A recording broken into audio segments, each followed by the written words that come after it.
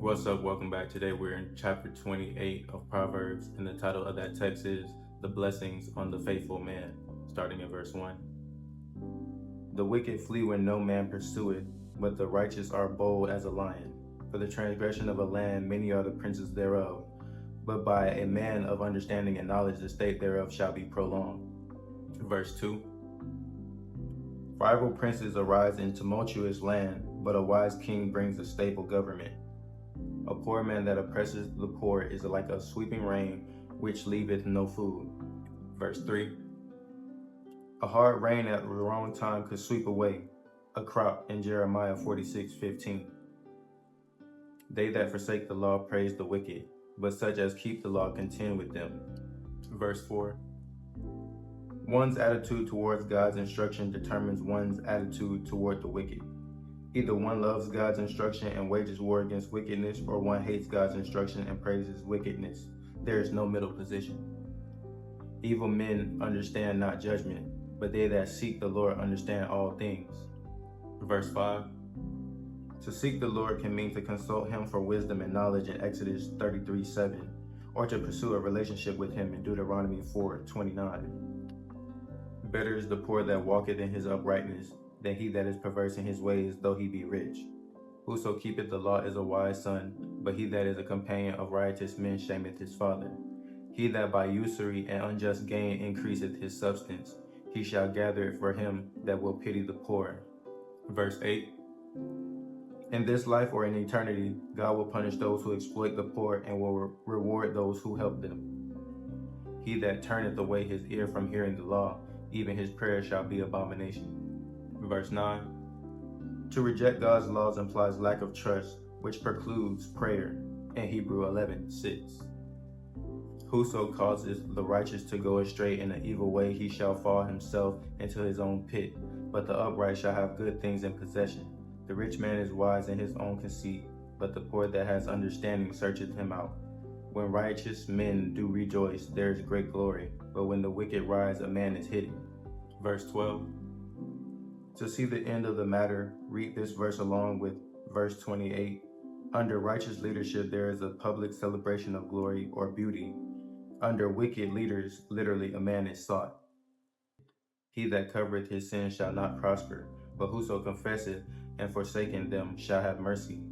Verse 13. It is a good thing to conceal others' sins, but no one's own. To confess and renounce sins is the definition of repentance. The person who finds mercy will prosper in the ultimate sense in eternity. Happy is the man that feareth always, but he that hardeneth his heart shall fall into mischief. Verse 14. The Hebrew word for fear usually refers to terror, but in this context it is synonymous with fear of the Lord. To have a hard heart is to refuse to turn and obey God in Exodus 7:3. As a roaring lion and a raging bear, so is a wicked ruler over the poor people. Verse 15. A wicked ruler is destructive out of anger. The prince that wanteth understanding is also a great oppressor, but he that hateth covetousness shall prolong his days. Verse 16. Great oppressor is literally much extortion in Isaiah 33:15. A man that doeth violence to the blood of any person shall flee to the pit. Let no man stay him. Verse 17. The innocent should be rescued from death, but not those guilty of shedding innocent blood in Deuteronomy 19:11-13. Whoso walketh uprightly shall be saved, but he that is perverse in his ways shall fall at once. He that tilleth his land shall have plenty of bread, but he that followeth after vain persons shall have poverty enough.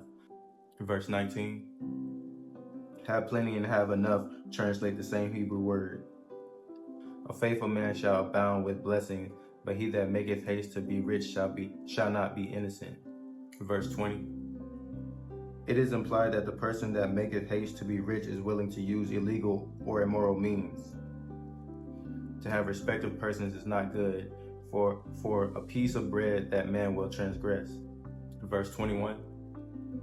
An unjust judge may eventually give in to small bribes in Deuteronomy 16:19. He that hasteth to be rich has an evil eye, and considereth not the poverty shall come upon him. He that rebuketh a man afterward shall find more favor than he that flattereth with the tongue. Verse 23. One exception to this is rebuking a mocker. Whoso robbeth his father or his mother and said, It is no transgression, the same is the companion of a destroyer. Verse 24. Refusing to call a transgression a sin destroys society.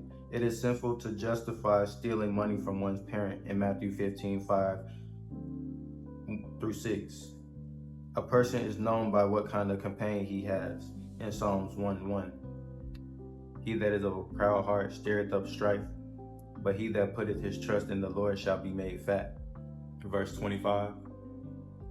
Proud heart is literally enlarged throat, Isaiah 5:14, or appetite in Habakkuk 2:5. To be made fat is literally to prosper on the benefit of trusting. He that trusteth his own heart is a fool, but whoso walketh wisely he shall be delivered. Verse 26. Be delivered is literally escape judgment. This implies the fool will perish because the object of trust cannot save him. He that giveth unto the poor shall not lack, but he that hideth his eyes shall have many a curse. Verse 27. Generosity results in blessing, not a curse. When the wicked rise, men hide themselves, but when they perish, the righteous increase. Verse 28.